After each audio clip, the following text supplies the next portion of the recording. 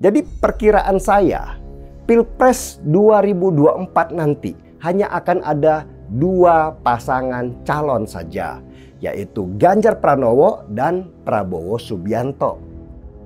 Kalau Demokrat lompat, PKS sesuai dengan sifat aslinya pasti langsung cari aman dan bisa jadi mereka merapat ke Prabowo.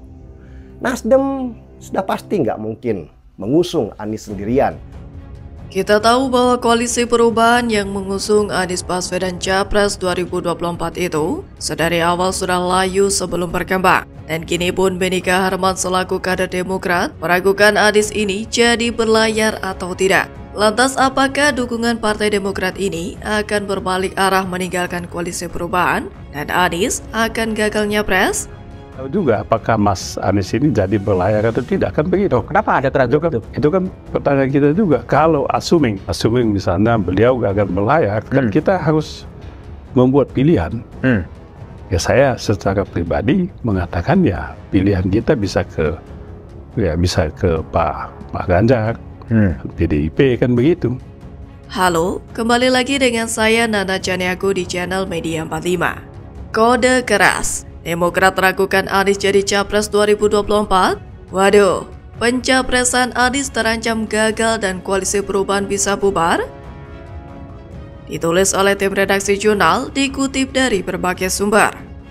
Anies Baswedan sebagai salah satu bakal Capres 2024 kini mulai diragukan apakah ia bisa mencapai tujuannya atau justru gagal.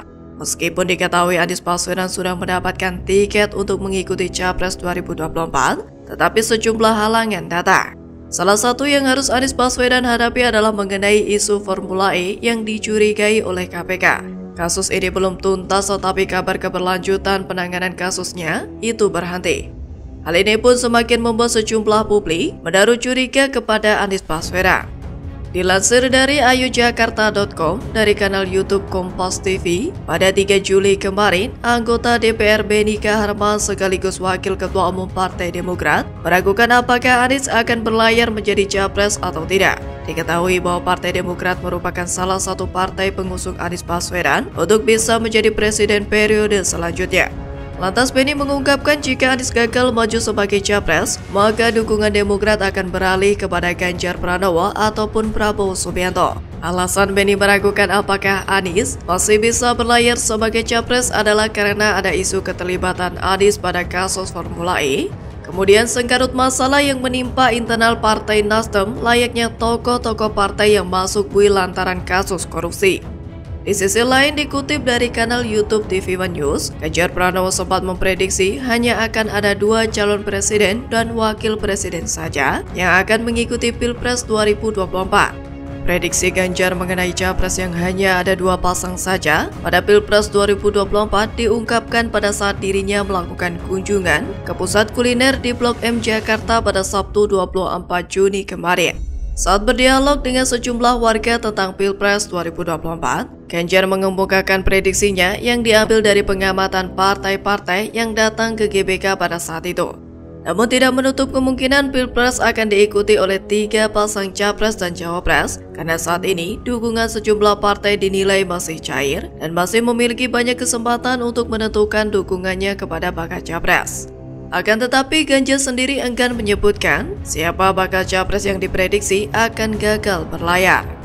Tentu saja jika melihat situasi semacam ini, hanya ada satu kemungkinan siapa bakal Capres yang akan tersingkir dari peta kontestasi Pilpres 2024 mendatang, yang tak lain adalah Anies Baswedan, Capres usungan Koalisi Perubahan. Pasalnya memang ada benarnya juga ungkapan Benika Harman bahwa sengkarut masalah internal Partai Nasdem berimbas pada pencapresan Anies, yang mana kita tahu sekarang efeknya sudah terasa bagi Nasdem, entah dari segi elektabilitas yang jeblok di berbagai survei. Bahkan sebelumnya pun Direktur Eksekutif para Sindikat, Ari Nur Cahyo, mengungkapkan bahwa Koalisi Perubahan untuk Persatuan masih memiliki kegambangan meski sudah mengusung calon Presiden Anies Baswedan untuk Pilpres 2024. Kegambangan yang dimaksud terjadi pada 2 partai politik KPP, yaitu Partai Nasdem dan Demokrat. Ari kemudian menjelaskan mengapa Nasdem masih terlihat gamang meski sudah mendeklarasikan Anies dan membentuk KBP. Pertama, Nasdem dianggap mewarisi karakter politik dari Partai Golkar yang lama dikenal publik sebagai partai pemenang pemilu dan sebagai partai penguasa. Namun justru sebaliknya, jika Nasdem kalah, pastinya akan menjadi partai oposisi pemerintah. Yang kedua, masih ada daya tarik menarik dari status hukum Menkominfo Johnny G. Plate yang merupakan sekjen Partai Nasdem. Yang saat ini Johnny telah menjadi tersangka kasus korupsi BTS 4G Bakti Kominfo tahun 2020-2022. Sementara itu, Demokrat dianggap masih gamang karena munculnya isu Ketua Umum Agus Harimurti Yudhoyono ditawari posisi menteri di Kabinet Joko Widodo. Apalagi Jokowi masih membuka kemungkinan terjadinya perombakan kabinet atau reshuffle yang bisa saja memasukkan nama AHY di dalamnya. Lantas pada akhirnya, pencapresan Anies oleh Partai Nasdem ini banyak batu sandungannya. Yang sejak awal memang tidak ada kepastian kalau sang bapak politik identitas itu akan benar-benar nyapres atau tidak. Kegamangan langkah Koalisi Perubahan dalam mengusung Anies pun juga kian mencuat karena alotnya penentuan cawapres Anies. Ya, dengan begini kan semakin jelas bahwa kemungkinan besar Koalisi Perubahan akan bubar di tengah jalan itu akan jadi kenyataan. Dan otomatis Anies akan gagal nyapres. Jadi, bagaimana menurut Anda?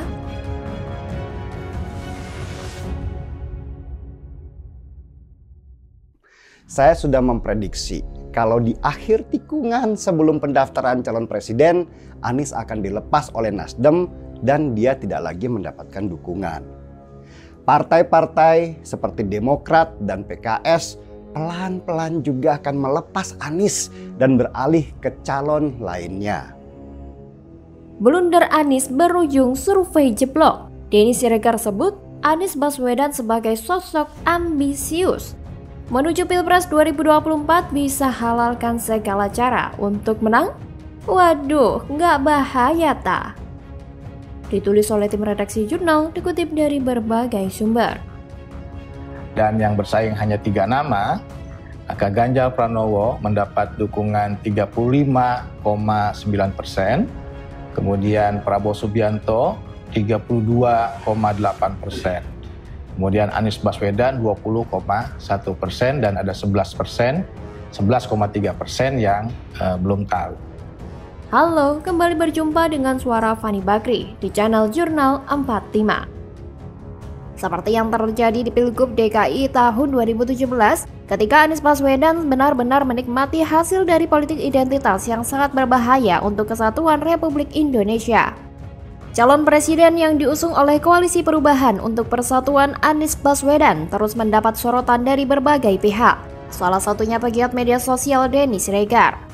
Denny mengatakan calon presiden atau capres dari Koalisi Perubahan Anies Baswedan adalah sosok yang ambisius dan bisa melakukan segala cara agar menang dalam Pilpres 2024 mendatang.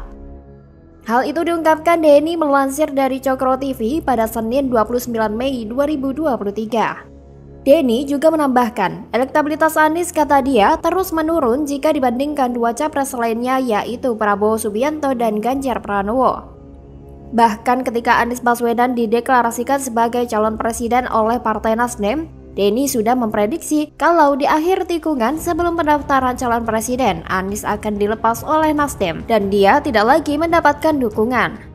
Partai-partai seperti Demokrat dan PKS pelan-pelan akan melepas Anies dan beralih ke calon lainnya. Dan kelihatan semakin kesini prediksi itu semakin mendekati kenyataan. Melihat surveinya Anies selalu anjlok di setiap lembaga-lembaga survei yang kredibel mengeluarkan hasil surveinya.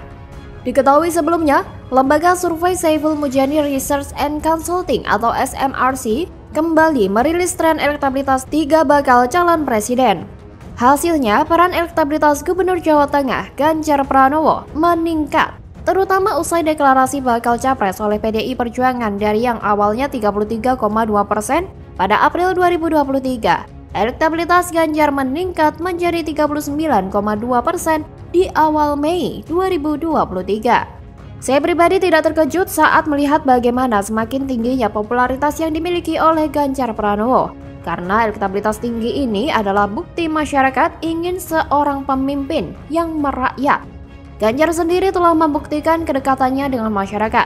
Dia tak hanya turun hanya dalam kampanye saja. Namun begitu, hal berbeda terjadi pada Menteri Pertahanan Prabowo Subianto dan mantan Gubernur DKI Jakarta Anies Baswedan.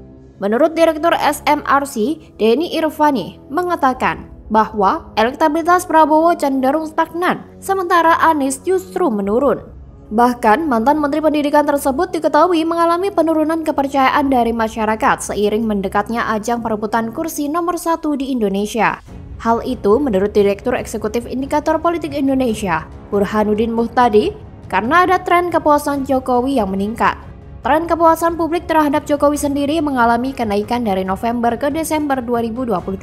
Pada November, trennya berada di angka 66,2%, lalu meningkat menjadi 71,3% pada Desember. Berkaca dari pola tersebut, wajar jika Anies disebut sebagai antitesa dari Jokowi, sebab saat kepuasan publik terhadap Jokowi mengalami penurunan pada November, elektabilitas Anies justru meningkat hingga 32,2%. Sekretaris Jenderal Partai Demokrasi Indonesia Perjuangan atau PDIP, Hasto Kristianto pun punya pandangan serupa. Ia menilai wajar jika suara Anies Baswedan mengalami penurunan, karena selama ini Anies dianggap sebagai antitesa Jokowi. Sehingga ketika kepuasan terhadap Presiden Jokowi naik, otomatis elektabilitas Anies mengalami penurunan. Itu merupakan kognisi masyarakat. Nasdem sebagai partai yang mengusung bakal calon Presiden Anies Baswedan tidak mau mendudukan kandidatnya itu sebagai vis-a-vis terhadap Joko Widodo. Karena sampai saat ini Nasdem tetap mendukung pemerintahan Jokowi sampai akhir. Meskipun PDIP yang menjadi partai tempat Jokowi berasal ingin agar dua menteri Nasdem ditendang dari kabinet. Bagaimana kalau menurut Anda?